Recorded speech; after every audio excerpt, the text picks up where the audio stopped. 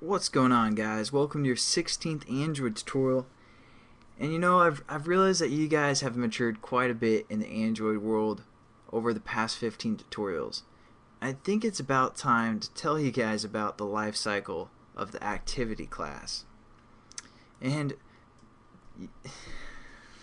such an idiot. Alright, what we're going to do is talk about the life cycle of the activity class, like I said, because what happens now is we had our application run, but still our splash screen is there. If we hit the back button, it's going to go back to our splash activity, and we don't want that because, you know, we want our splash activity to basically kill itself after it's been displayed for the most part, because it's taking up some memory, or it potentially could take up some memory, so we're going to free up some of that memory for the most part. And that brings us to the life cycle of an activity. Now, I looked up the Android developer page. This is a great resource for you guys to use.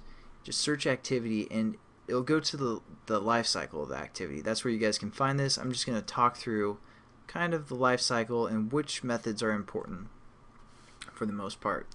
So here's what happens. An activity starts. Our splash screen, for example, starts. Then it calls this onCreate method. That's where we set up our thread and we set up our layout, our set content view. We set up some of all of those type of variables. And then it also calls the onStart method after it calls the onCreate method. Then it calls the onResume method. Then our activity actually starts running. That's when the user can touch the buttons that we have set up and interact with our activity. See, it has to call all three of those methods before activity actually starts.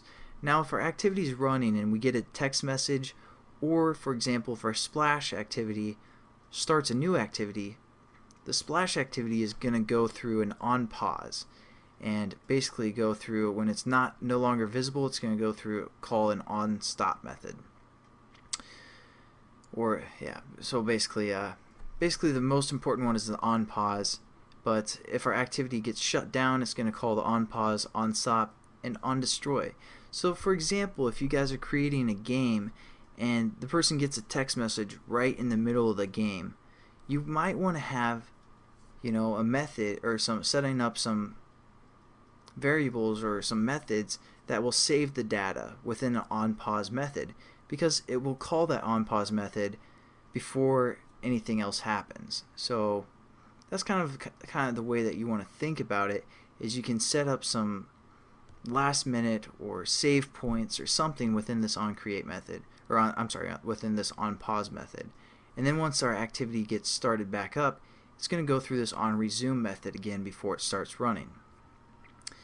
So the only method that from our activity class that we are familiar with is this onCreate method. But we're going to kind of use some of these other methods as well. But what I want to show you guys is, sorry, I'm getting kind of ahead of myself here.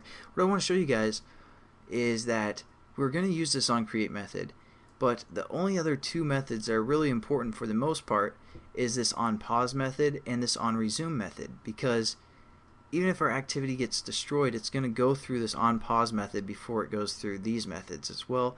So we might as well set up everything within this onPause method and we won't have to worry about these. And also the onResume method, we can set up some of our resume methods or variables that we need to set up before activity starts again. So those are going to be the three basic methods that we're going to use for activities in the future. But as for our splash activity, we're going to get into that right now. So open up your splash activity and hit enter right here, so we only have one bracket left. This is for our whole class.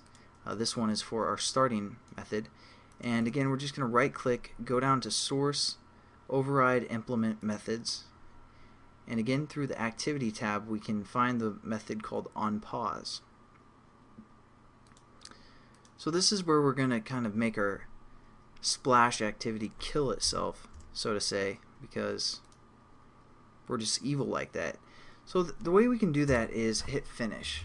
It's just a simple method, and it's basically going to finish the splash activity, get rid of it, and it's going to be gone forever for the most part until our user starts up our activity or our application again.